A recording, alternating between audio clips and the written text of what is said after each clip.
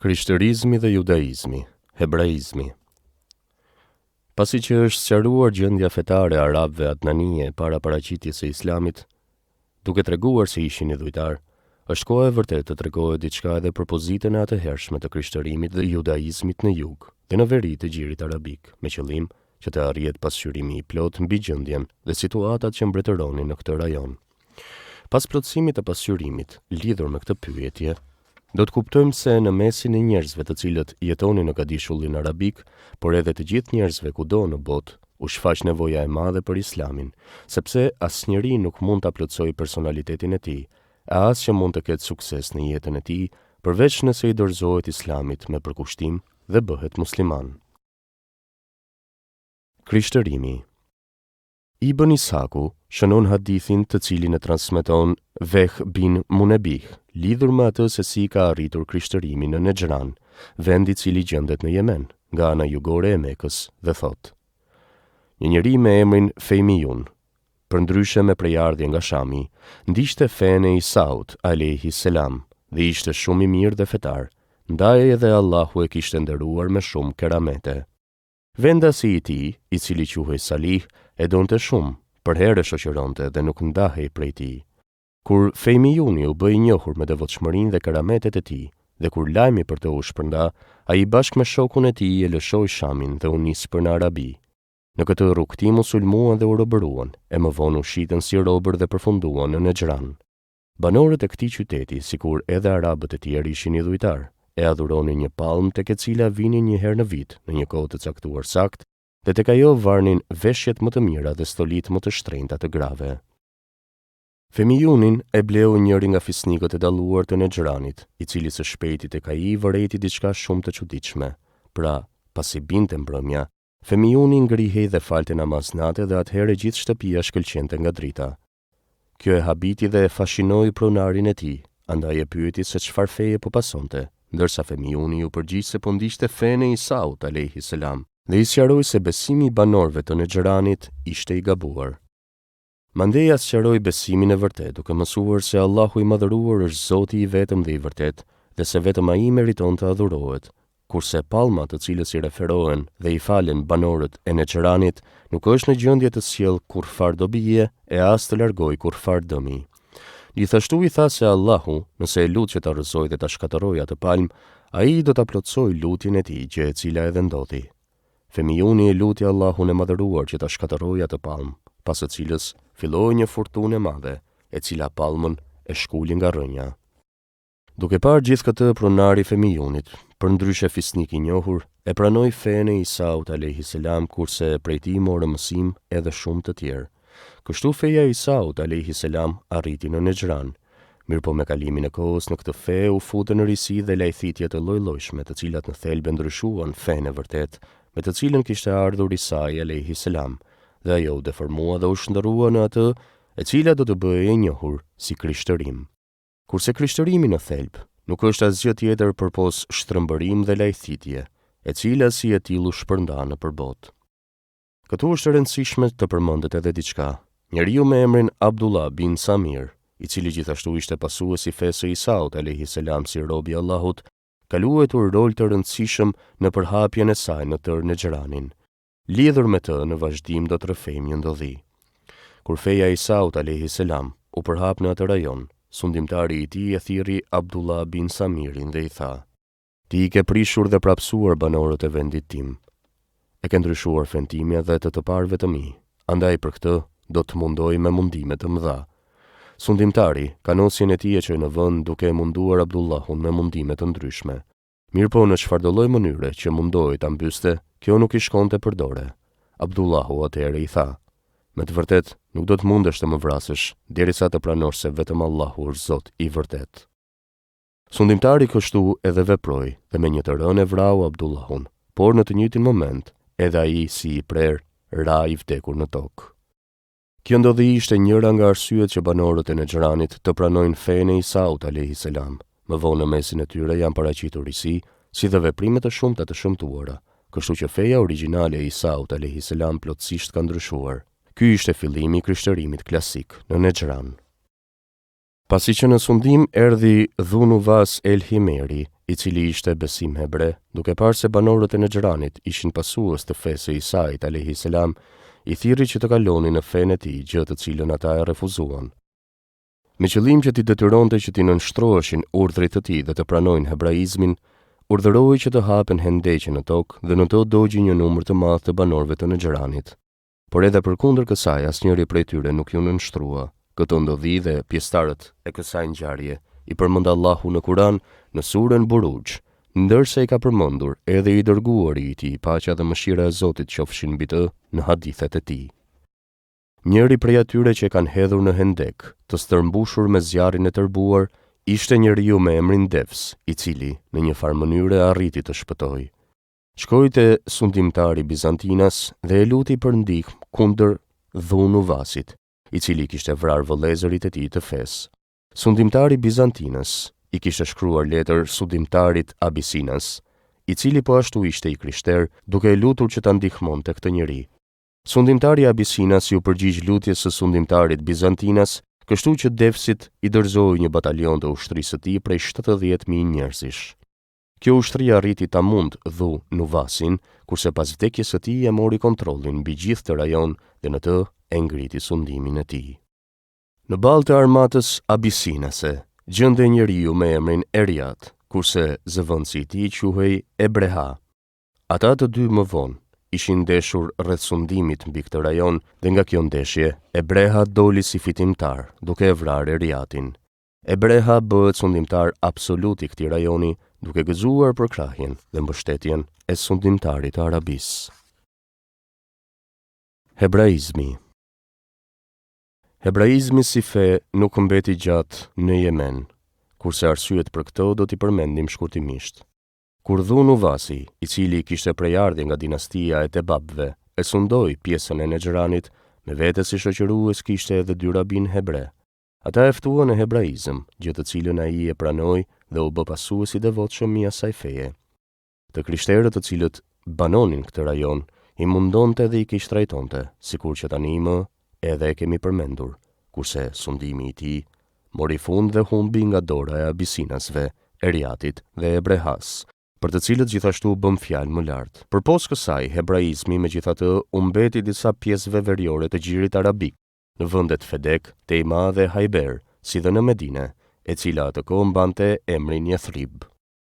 Arsyeja për të cilën hebrejnë të pjesëve të ndryshme ishin vendosur në Hijaz nga njëra anë ishte shtypja dhe presioni të cilin mbi ta e ushtronin sundimtarët Bizantinas pas Nabukodonosorit, kurse në anën tjetër, arsye shtesë për këtë ishin edhe prirjet e tyre se në atë rajon do të paraqiteshin Mesihu dhe shpëtimtari i tyre, gjithsesi i dërguari, i cili ishte paralajmëruar në Teurat dhe në Injil. E dinin siç ishte paralajmëruar në 2 shpalljet e përmendura se ky Mesi do të vijë nga drejtimi i malit Paran dhe se vendi në të cilin do të strehohet do të jetë Jethribi, rrafshina me pallma të shumta. Prandaj dhe u vendosën në pjesën veriore të Hijazit, duke dëshiruar dhe shpresuar se aty do të paraqitet i dërguari i fundit, me qëllim që të besojnë dhe ta pasojnë atë dhe që bashkë me të të luftojnë kundër armiqve të tij, dhe në këtë mënyrë të kthejnë sundimin dhe fuqinë e cila me shekuj u kishte munguar. Është me rëndësi të përmendet se edhe mësimet hebreje, sikur edhe ata të krishterë, ishin të shtrembëruar dhe të ndryshuar, kurse ligjvënia e tyre origjinale, të cilën u kishte shpallur Allahu i madhëruar, plotësisht ishte shkatëruar. Kjo ngjau për shkak të asaj që tekstet e tyre të shenjta i kishin komentuar gabimisht dhe sipas hamendjes, me qëllim që të plotësojnë epshet e tyre të ulta, si dhe dëshirat dhe kërkesat personale. As hebraizmi e as krishtërimi i këtill nuk ishin në gjendje që të pastronin shpirtrat e njerëzve, të përmirësojnë gjendjen e zemrave të tyre, as të përmirësojnë moralin e tyre, pasi që kishin rënë në nivelin më të ulët. Kur e dim gjithë këtë, na është e qartë që pjesëtarët e këtyre 2 konfeksioneve, hebraizmit dhe krishtërimit, nuk ishin as më pak nevojë për islamin se sa idhujtarët dhe zjarrputistët.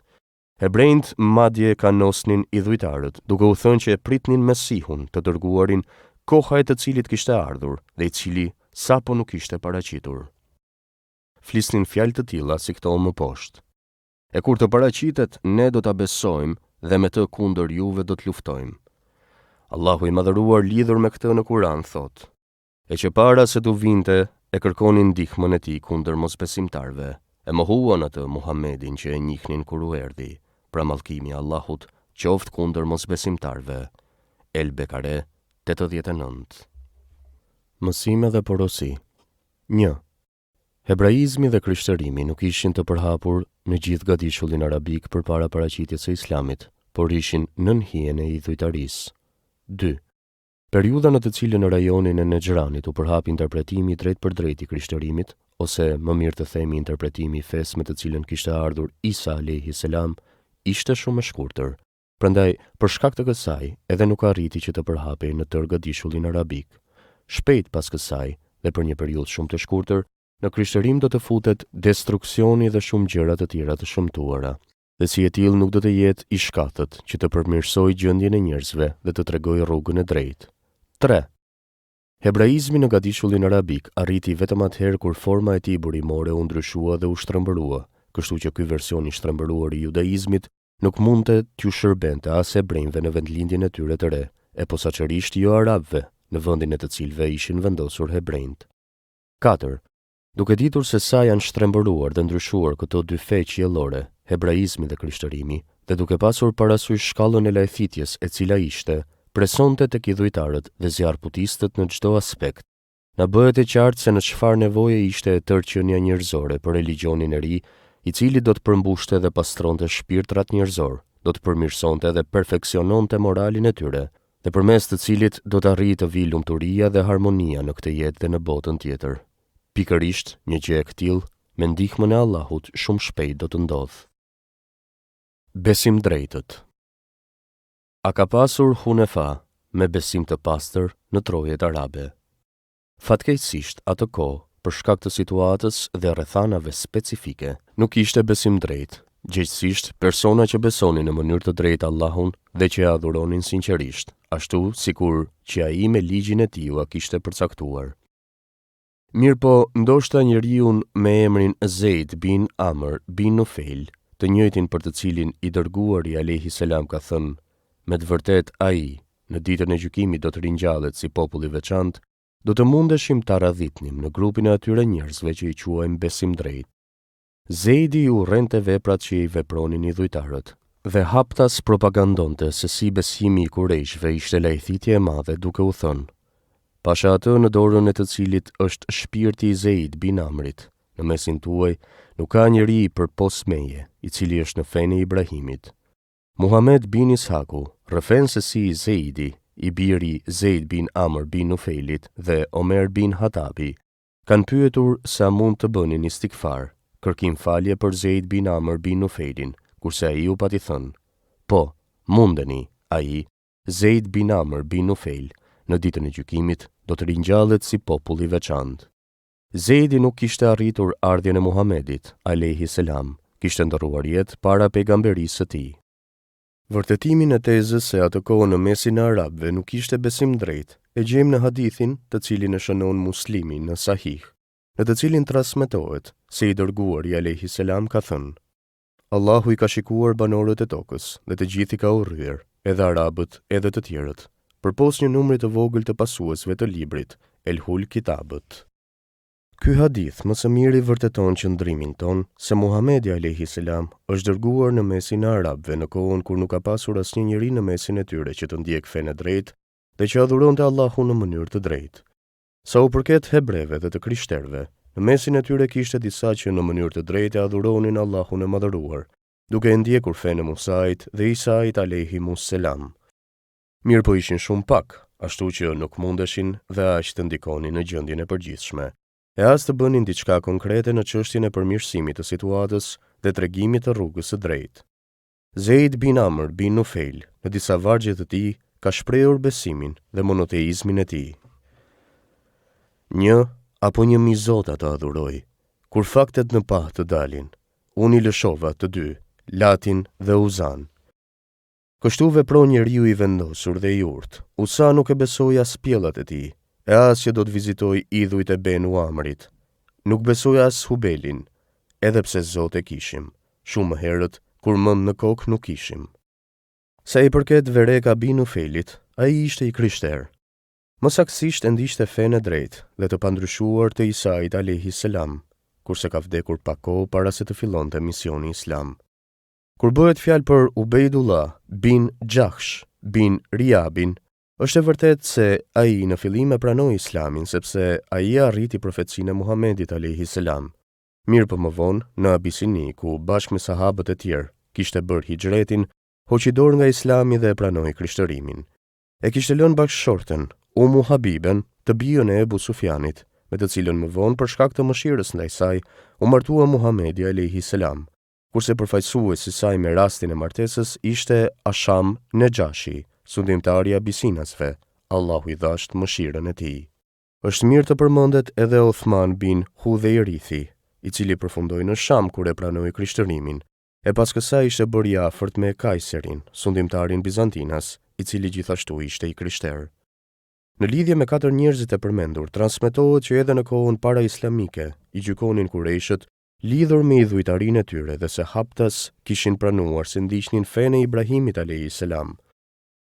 Mirë po, sikur që tham, nga të dhënat, ata nuk kanë vdekur si pasues të fesë e Ibrahimit alayhi salam, përpos Zeid bin Amr bin Nufeilit, i cili përfundoi si monoteist i sinqert, gjë të cilën e vërtetoi edhe fakti se i dërguari alayhi salam i kishte lejuar të birit të Zeidit, Seidit dhe Omer bin Atabit radiallahu anhuma, që për të kërkonin falje prej Allahut, duke thënë që Zeidi në ditën e gjykimit do të ringjallej si popull i veçantë. Sa i përket rastit të Vereka bin Nufeilit, atë tani më e kemi sqaruar. Mësime dhe porosi. 1. Edhe arabët edhe jo arabët ishin larguar nga rruga e drejtë dhe ishin lajthitur, me të cilën mbi vete tërhoqën hidhërimin e Allahut. Përjashtim ishte një grup i vogël i njerëzve që ishin pasues të librit, hebreve dhe të krishterëve, të cilët edhe atëherë adhuronin Allahun në mënyrë të drejtë, pikërisht sikur që ai ka shpallur dhe urdhëruar përmes të dërguarve të tij. Gjendja e këtill kishte zgjatur deri me paraqitjen e volës së të gjithë të dërguarve, të zgjedhurit dhe të dashurit të Allahut, Muhamedit alayhi salam. 2. Në mesin e arabëve në atë kohë nuk ishte asnjë njeri të vetëm i cili ndiqte fenë e drejtë të Allahut, fenë të cilën ai e kishte dërguar përmes të dërguarve të tij, Ibrahimit dhe Ismailit alayhi salam, por edhe pas profetëve, para dhe pas tyre. As që kishte njeri që adhuronte Allahun e madhëruar në mënyrën që ai kishte urdhëruar t'i bëjë adhurimi dhe ibadeti. Sa i përket Zeid bin Amr bin Nufeilit, ai në të vërtetë ishte nga monoteistët besim drejt, por nuk posedonte ligj të drejtë me ndihmën e të cilit do të zbulonte se në ç'më mënyrë duhet të adhurohej Allahu. Përpos kësaj, Zeidi kishte ndërruar jetë para profecisë së Muhamedit, paqja dhe mëshira e Zotit qofshin mbi të. 3. Për shkak të pranisë së vazhdueshme të lajthitjes, paditurisë dhe humbjes së orientimit, njerëzimi thjesht klithte për profecitë e Muhamedit alayhi salam. Kështu që misioni pejgamberik u bë nevoja elementare e cila sa më shpejt duhej të ndodhte. Kapitulli 4. Zbardhja e agimit.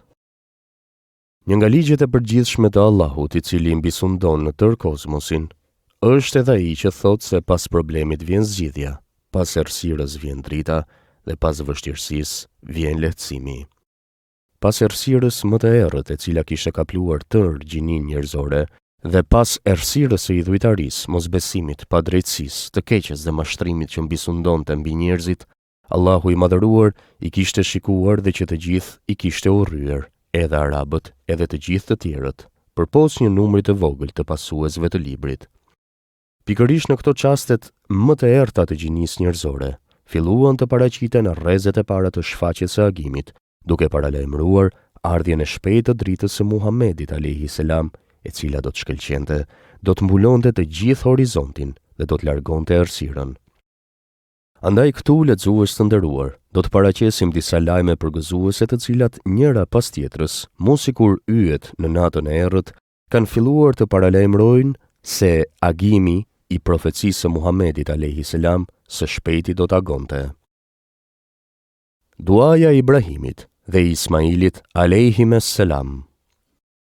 Allahu i madhëruar na ka lajmëruar se si Ibrahimi dhe Ismaili alayhimes salam, dy të dërguar të ndershëm, prej tij kanë kërkuar që te pasardhësit e tyre të paraqitet i dërguari, një prej tyre, për të cilën në Kur'an thuhet: Zoti ynë, Bëna neve të dyve besimtar të sinqert ndaj teje dhe nga pasardhësit tanë njerëz të bindur ndaj teje. Na e mëso manasikun, rregullat e adhurimit dhe falna neve. Vërtet, ti je falësi, mëshiruesi. Zoti ynë, dërgo ndërta nga gjiri i tyre të dërguar që t'u lexoj atyre ajetet e tua, t'u mësoj atyre librin dhe urtësinë e t'i pastroj prej ndyrësisë i dhujtarisë ata. S'ka dyshim se ti je nga dhënjuesi, i dishmi. El Bekare 128-129. I dërguari alayhi selam ka treguar për këtë fakt duke thënë: Unë jam duaja e pranuar e stërgjyshit tim Ibrahimit dhe lajmi përgëzues të cilin e ka sjell Isau. Detyra e marrë nga të dërguarit dhe pejgamberët. Allahu i madhëruar nuk ka dërguar asnjë pejgamber të dërguar e të mos e porosiste atë për ardhjen e Muhamedit, paqja e Zotit qoftë mbi të, dhe ta ndihmonte pasi që të vinte, që nënkupton që secili prej tyre e ka ditur se si do të quhet ai dhe çfarë cilësish do të ketë, si dhe cilat virtyte do ta stolisin. Për këtë na flet Allahu i madhëruar në Kur'an. Përkujtoni o idhtar të librit, kur Allahu mori zotimin e pejgamberve, nga ajo se juve ju dhash libër e urtësi e që vërteton atë që ju keni pranë veti.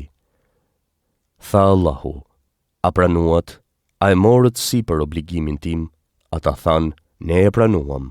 Tha Allahu, dëshmoni pra, edhe unë dëshmoj bashkë me ju. Ali Imran 81. Paralemërimi në shpalljet e mëparshme qellore. Teurati. Vërtetimin e paraqitjes së të dërguarit Muhammed, paqja dhe mëshira e Zotit qofshin mbi të, e gjejmë edhe në Teurat.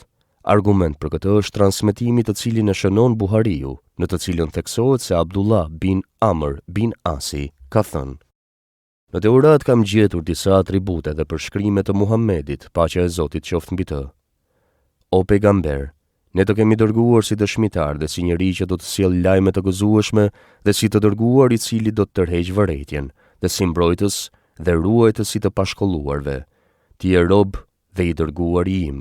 Unë ta kam vënë emrin Mutevekil, i cili nuk është as i ashpër as i ngjirur, i cili nuk bërtet në përtregje dhe i cili të keqen me të keqen nuk e kthen, por fal dhe mbi të keqen e të tjerëve kalon. E fal.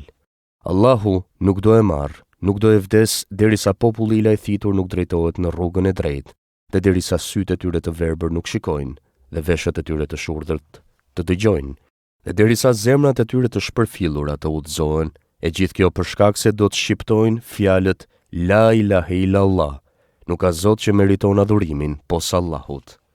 Në Teurat përmendet edhe citati: Erdhi Jehovaj nga Sina, u shfaq në Sair dhe nga mali Paran shkëlqeu.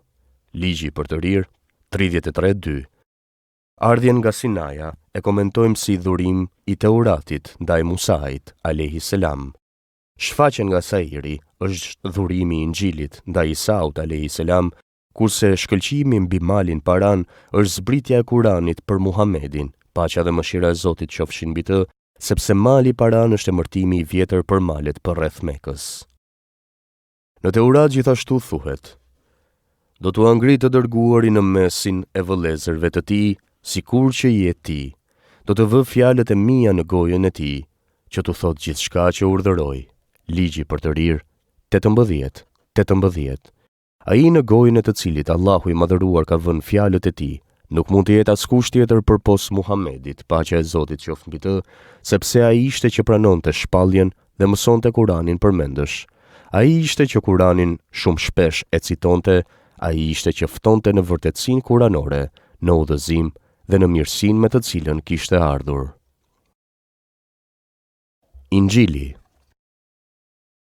Me një rast, Gjon Pakzori kishte filluar të thërriste në shkretëtirën hebreje. Drejtohuni, thoshte, sepse është afër mbretëria qiellore.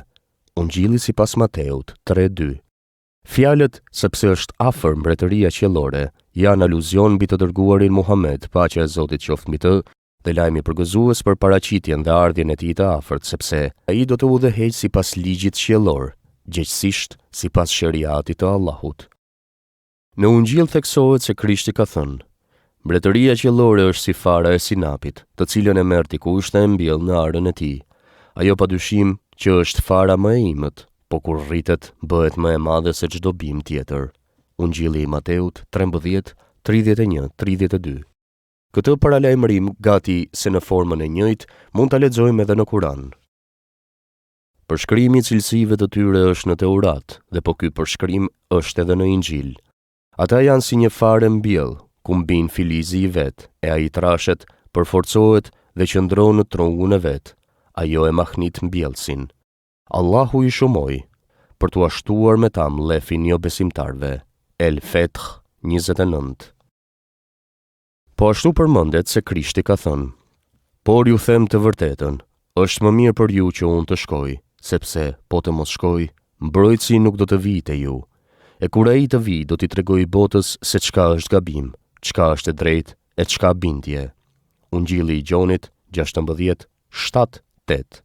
Edhe ky paralajmërim plotësisht përkon me përshkrimin e Muhamedit, paqja e Zotit qoftë mbi të. Detyra primare e të cilit ishte që të qortonte njerëzimin për shkak të së keqes dhe mëkateve, të cilave u ishin dorëzuar dhe nënshtruar, sepse në kohën kur ai u paraqit, njerëzimi ishte thelluar në errësirën e idhujtarisë dhe mosbesimit, për shkak të së cilës Allahu i Madhëruar i kishte urryer të gjithë njerëzit përpos një grupi të vogël të pasuesve të librit, për të cilët bëm fjalë më lart. Zeburi. Në Zebur qëndron se Davudi ka thënë: Ti je më i miri nga gjithë krijesat njerëzore. Në buzë mirësia të ka rënë, andaj dhe Zoti të ka bekuar, derisa bota të ekzistojë. Lidhe shatën për gjoksi, o trim, mbështillu me shkëlqimin dhe madhështinë. Kalëro dhe nisu pas të vërtetës, për besimin dhe drejtësinë. Merre hakun dhe të djathtën tënde kremtoje. Të ashpra janë shigjetat e tua, popujt bien përpara teje, edhe mbretërit armiq i lëshon guximi. Psalm 45, 3-6. Shpalljet e tjera dhe dërgesat. Në librin e Izais thuhet si vijon: Sepse fëmia na u lind, djalë lindëm, mbi shpatulla i qëndron sundimi, larg sundimi do t'i shtrihet, dhe paqja nuk do të ketë fund mbi fronin e Davudit, mbi mbretërinë e tij. Izaia 9:5-6. Izaia po ashtu thot: Sepse Zoti kështu më tha: Shko, vë rojtar, çka të shoh le të lajmëroj. Nëse sheh kalorësit e shpërndan, kalorës mbi komar, kalorës mbi deve, mirë le të shikojnë me kujdes të veçantë. Dhe rojtari bërtiti, i nderuar zotrote, qëndroi në roje tërnatën, në roje këmbguli. Dhe ja vijnë kalorësit e shpërndar. Ata më thirrën, ata thanë: Ka rënë Babilonia, të gjithë statujat e zotrave të tij për tokë u thyen. Izaia 21:6-9. Këto dy kalorës kanë qenë Isa a.s. dhe Muhamedi a.s., sepse idhujt Babilonas i kanë shkatëruar pasuesit e Muhamedit, paqja dhe mëshira e Zotit qofshin mbi të. Duke u përshkruar njerëzve pasuesit e Muhamedit a.s., Ezekieli, Haskili ka thënë: Zoti mbi ju do t'i ngri dhe të dërguarit e tij do t'u dërgoj, librin e tij do t'u zbres dhe ai me ta do t'ju nënshtroj, dhe ata me të drejtë do t'ju nënshtrojnë dhe nënçmojnë.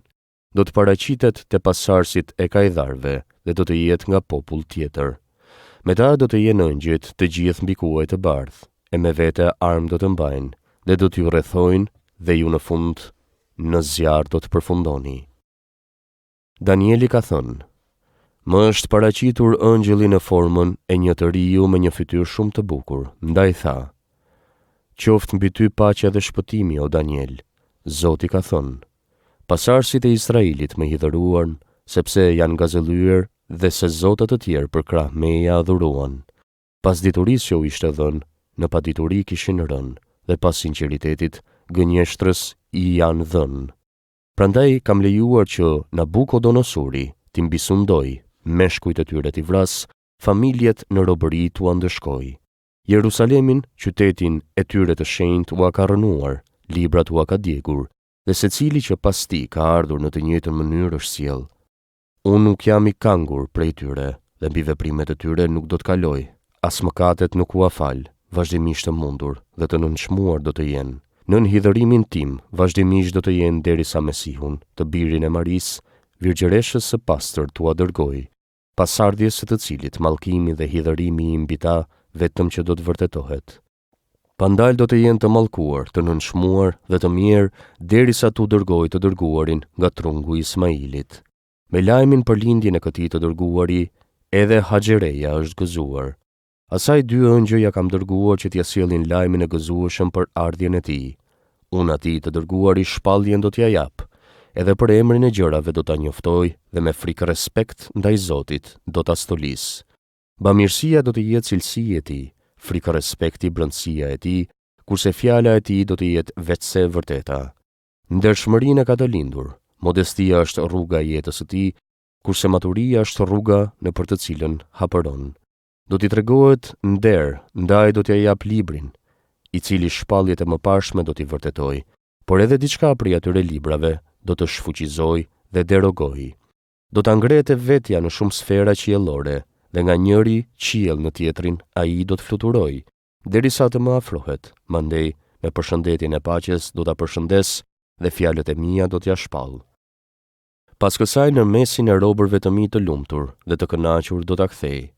Mirë do të mbaj mend atë që ja kam thënë, hapur do të sjell atë që i është urdhëruar dhe me butësi dhe me këshilla të bukura do të ftoj thërras që vetëm mua të më besojnë. Nuk do të jetë as i vrazhde as i ashpër, nuk do të bërtasnë për tregje. Do të jetë i butë ndaj atyre që do ta marrin për mbrojtës, i mëshirshëm ndaj atyre që do t'i besojnë, por edhe qortues ndaj armiqve të tij. Popullin e tij do ta thërras që vetëm mua të më besojë dhe vetëm mua të më adhurojnë. Duke u folur për shenjat e mia të qarta, të cilat do t'i kenë parë, e ata për gënjeshtër do ta akuzojnë, e ndaj shumë pa kënaqësive do ta sprovojnë. Dëshmitë e pasuesve të librit. Disa prej banorëve të Medinës, të cilëve Allahu i madhëruar u ka treguar dhe i ka nderuar me begatitë e Islamit, ndaj edhe haptas edhe fshehtas janë bërë robër të tij të nënshtruar, kanë thënë: Njëra nga arsyet që pas mëshirës dhe udhëzimit të Allahut jemi përgjigjur thirrjes së Islamit, është edhe ajo që kur ishim idhujtar të cilët i nderonim idhujt dhe statujat, i kemi dëgjuar hebrejt, të cilët ishin pasues të librit, dhe që dinin atë që ne në të vërtet nuk e dinim, se si na drejtonin kanosje të caktuara. Pra ne me ta ishim në grindje dhe zënka të vazhdueshme, ndaj kur ata prej neve përjetonin pa kënaqësi, atëherë na thoshin: Është afruar koha në të cilën do të paraqitet i dërguari, pranë të cilit kundër juve do të luftojmë, do t'ju vrasim sikur që është vrar populli i Adit dhe i Remit. Shpesh i kemi dëgjuar të thonin këtë, por pasi që Allahu i madhëruar e dërgoi të dërguarin e tij Muhammedin, paqja e Zotit qoftë mbi të, dhe ai i na ftoi drejt Allahut, ne ju përgjigjëm, sepse në thirrjen e tij kemi njohur atë me të cilën hebrejt na kanoseshin, prandaj menjëherë e kemi besuar. Mirë po hebrejt nuk i besuan, por e shpallën si gënjeshtar. Allahu i madhëruar, lidhur me këtë veprim të tyre, ka shpallur ajetin në vijim. E kur u erdhi atyre prej Allahut libri, Kurani, që është vërtetuesi i atij që e kishin pranë, e që para se t'u vinte e kërkonin ndihmën e tij kundër mosbesimtarve, e mohuan atë Muhammedin që e njihnin kur u erdhi. Pra mallkimi i Allahut qoftë kundër mosbesimtarve. El Bekare 89. Dëshmia e hebreut Ibn Heiban. Në Medinë jetonte njeriu me emrin Ibn Heiban, i cili ishte hebre me prejardhje nga Shami. Kur ishte afruar vdekja dhe kur kishte rënë në shtratin e vdekjes, kishte thënë: O turme hebrejve, si mendoni, cilat janë arsyet që më kanë shtyrë të lëshoj tokën e verës dhe bukës, dhe të shpërngulem në vendin e mjerimit dhe uris? Ti e di më së miri, i thanë. Atëhere ai u tha: Në këtë vend kam ardhur me shpresë që ta pres të dërguarin i cili do të paraqitet, koha e të cilit është afruar. Ky është vendi në të cilin do të bëj hijret, ndaj kam shpresuar se do të vij derisa jam gjallë me qëllim që ta pasoj. O hebrenj, dijeni se koha e tij ka ardhur, dhe mos lejoni që dikush t'ua kalojë në pasimin dhe ndjekjen e tij. Selman el Farisiu radiallahu anhu, shumë gjatë gjurmoi pas të vërtetës dhe fesë së vërtetë, dhe në këtë rrugë përjetoi çmos. Një njeri i devotshëm e drejtoi drejt njeriut i cili jetonte në Amuri, ndaj Selmani edhe e gjeti. Pasi që kishte rënë në shtratin e vdekjes, ky njeri i tha Selmanit: Pasha Allahun, nuk e di që sot në botë ekziston njeri që akoma ndjek fenë e njeriu tek i cili ti ke qëndruar dhe nuk di te kush të drejtoj tani. Mirë po së shpejti do të vijë i dërguari i cili do të ndjek fenë e Ibrahimit, kurse do të paraqitet në tokën e Arabëve. Do të bëj hijreti në tokën e cila gjendet në mes dy korritave të lavës dhe e cila është e shtruar, e mbushur me palma. Ajo është Medina. Betohem në Zotin e Qabes. Do ta shohësh nga shenjat e qarta. E pranon shpërblimin kurse e refuzon sadakan, ndërsa në mes të shpatullave ka vullën e pejgamberisë. Nëse mundesh ta gjesh dhe ti bashkangjitesh në atë vend, ashtu edhe vepro. Gjinët dhe lajmet përgëzuese për pejgamberin e Islamit. Në dritat e para të mëngjesit, të cilat i paraprin agimit të pejgamberisë së Muhamedit, paqja e Zotit qoftë mbi të, bën pjesë edhe numri i shumtë i yjeve të shndritshme, të cilët atë kohë e kishin mbuluar qiellin, e të cilët i gjuanin shejtanët. Njerëzit ishin të habitur me paraqitjen e kësaj shfaqjeje, derisa magjistarët dhe astrologët ishin tërbuar nga frika. Njëri prej tyre ishte edhe Sevad bin Karib. Me një rast kishte hasur duke kaluar pran Omer bin Hatabit, radiallahu anhu,